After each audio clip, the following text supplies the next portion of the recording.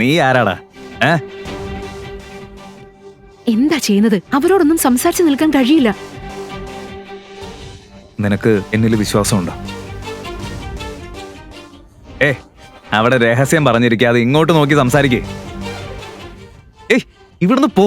വെറുതെ പ്രശ്നം വലുതാക്കണ്ട. ഇതെല്ലാം ആശ ആന്റിക്ക് പിന്നെ ബുദ്ധിമുട്ടാവും.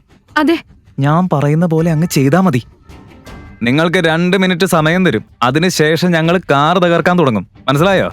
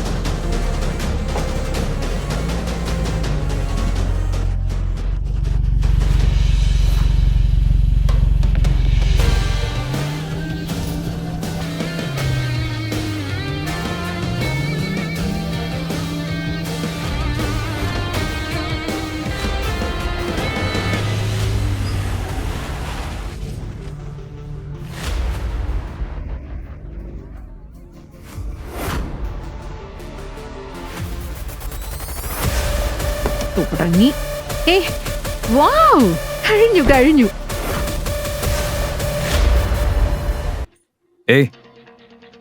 സർ, നീ ആരാ? എവിടെ നിന്നാ വന്നത്? നിങ്ങളുടെ കാലുകൾ എവിടെയാ നിൽക്കുന്നത്? ഇത്ര വലിയ ആളാണോ നീ? നിർത്ത്. നിങ്ങൾക്ക് അത്യാവശ്യമായിരുന്നല്ലോ. കാറ് സൈഡിലേക്ക് മാറ്റിയിട്ടുണ്ട്. ഗുരുവേ, പൊളിച്ചു കളഞ്ഞല്ലോ. ഞങ്ങൾക്കൊന്ന് പഠിപ്പിച്ചു തരൂ. ഈ കാർ എങ്ങനെ സ്റ്റാർട്ട് ചെയ്തു? നോക്ക്, നിങ്ങൾക്കും തിരക്കുണ്ട്. എനിക്ക് ഞാൻ എന്റെ ഫ്യൂച്ചർ മദർ ഇൻ ലോയുടെ ബർത്ത്ഡേക്ക് വന്നത്. മറ്റൊരു ദിവസം തീർച്ചയായും പഠിപ്പിക്കാം. ഇനിയിപ്പോ ഇങ്ങോട്ട് ഇടയ്ക്കിടയ്ക്ക് വരേണ്ടി വരും മരുമകനാവുമ്പോ. കാർ ഗുരു ബ്രോ, പിന്നെ കാണാം.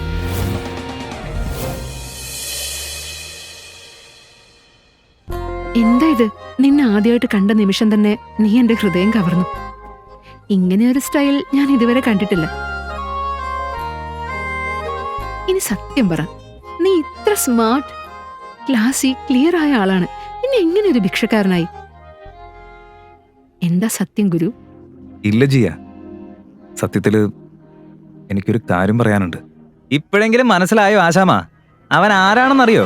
ഒരു പ്രൊഫഷണൽ തീഫാണ്. Car thief. മതി, നിർത്ത്. ഇനി അവനെ കുറിച്ച് ഒരു വാക്കുപോലും പറയരുത്. നീ അവനോട് നന്ദി പറയേണ്ടതാ. എന്നിട്ടാണോ കുറ്റപ്പെടുത്തുന്നത്? അവനോട് മാപ്പ് പറ. ജിയ, ഇവിടെ നോക്ക്. ജയരാജ് പറയുന്നത് ശരിയാ. ഒരു കാർ തീഫിന് മാത്രമേ ഇത്തരം ഒരു സ്കില്ലുണ്ടാകൂ. ഒരു കാര്യം ഒരിക്കലും മറക്കണ്ട. ഹീറോയുടെ കൂടെയുള്ളവൾ ഹീറോയിൻ ആയിരിക്കും. ഭിക്ഷക്കാരന്റെ പെണ്ണ് ഭിക്ഷക്കാരി. കള്ളന്റെ കൂടെയുള്ളവള് കള്ളി. ഒരു കള്ളനാണ് നിന്റെ ഫ്രണ്ടെന്നും പറഞ്ഞ് അവന്റെ ഭാര്യയായി നീ നിന്ന നിന്റെ നാട്ടിലെ റെപ്യൂട്ടേഷൻ എന്താകുമെന്ന് ആലോചിച്ച് നോക്ക്. മതി ജയരാജ്, ഒരുപാട് കൂടുന്നുണ്ട് നീ. ജിയയെ കുറിച്ച് ഇനി ഒരു വാക്ക് പറഞ്ഞ എല്ലാവരുടെയും മുന്നിൽ നിന്റെ അഹങ്കാരം ഞാൻ തീർത്തു തരും.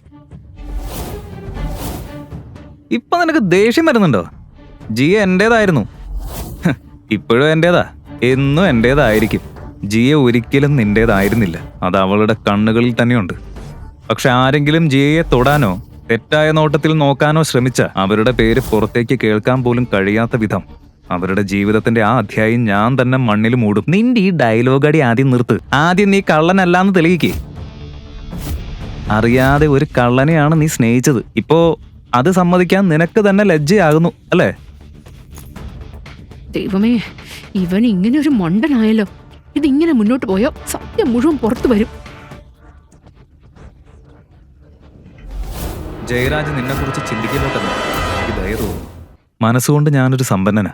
പുറത്ത് കാണിക്കുന്ന ആഡംബരങ്ങൾ കൊണ്ടാണ് ആളുകൾ സമ്പന്നരോ ദരിദ്രരോ ആകുന്നത് എന്ന് നീ കരുതുന്നുണ്ടോ? എല്ലാ ദരിദ്രരും പറയുന്ന ഒരു ഡയലോഗാണത്. ഞങ്ങൾ മനസ്സിൽ സമ്പന്നരാണ് എന്ന്. ജിയ, നിനക്ക് അവന്റെ സമ്പത്ത് കാണിക്കണോ? പണയം വെച്ചിരിക്കുന്ന നിങ്ങളുടെ ഈ ബംഗ്ലാവ് കൈവിട്ടു പോയാലേ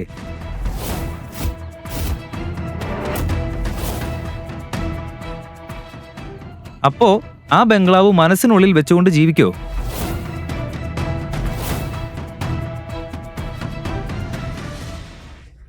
അമ്മ, എന്താ അവൻ പറയുന്നത്? ഞാൻ സത്യം തന്നെ പറയുന്നത്. ആശ ആന്റി നിങ്ങളുടെ വീട് എന്റെ അച്ഛന് പണയം വെച്ചിട്ടുണ്ട്. അതിന് പകരമായി നിന്നെ എനിക്ക് വിവാഹം കഴിപ്പിക്കാമെന്ന് വാക്കും കൊടുത്തിട്ടുണ്ട്. അത് അതെ, നിന്റെ ബാല്യകാലം മുതൽ നമ്മുടെ വീട് പണയത്തില. നിന്റെ അച്ഛന്റെ ആശുപത്രി ചെലവിന് നമ്മുടെ കയ്യിൽ പണമില്ലായിരുന്നു. അതുകൊണ്ടാ ജയരാജന്റെ അച്ഛനോട് നിന്നെ വിവാഹം കഴിപ്പിക്കാന്ന് ഞാൻ വാക്ക് കൊടുത്തത്. മമ്മി എന്തിനാ ഇങ്ങനെ ചെയ്തത്? കുറഞ്ഞത് എന്നോടൊരു വാക്കെങ്കിലും പറയാറുന്നില്ലേ? ആന്റി വിഷമിക്കണ്ട. അവന്റെ അച്ഛന് കൊടുക്കാനുള്ള മുഴുവൻ പണവും പലിശ സഹിതം ഞാൻ തിരികെ കൊടുക്കാം. വേണ്ട വേണ്ട, എനിക്ക് നിന്റെ മോഷ്ടിച്ച പണമൊന്നും വേണ്ട. മതി മമ്മി. ഇഷാൻ, ഇവിടെ നോക്ക്. Thank you. നീ ഇപ്പൊ തന്നെ ഞങ്ങൾക്ക് വേണ്ടി ഒരുപാട് ചെയ്തു. പക്ഷെ ഇത് ഞങ്ങളുടെ കുടുംബകാര്യാ. അതിനെക്കുറിച്ച് നീ വിഷമിക്കണ്ട, ഓക്കെ? പിന്നെ പേടിക്കണ്ട, നിന്റെ പണം ഞാൻ തിരികെ തരാം. ഹലോ ഷേർലി, ഞാൻ ഓർഡർ ചെയ്ത ഗിഫ്റ്റ്സ് എല്ലാം എവിടെ? എന്ത് ഗിഫ്റ്റ്സ്? നീ വന്ന ആ റിക്ഷയുണ്ടല്ലോ, അതിൽ കയറി ആ ചെറുവഴിയിലൂടെ തിരിച്ചു പൊക്കോ. പിന്നെ ഒരു കാര്യം കൂടി, ഫാക്ടറിയിലെ എല്ലാ കളേർഡ് കാസും ഇവിടെ അയക്കി, ഓക്കെ?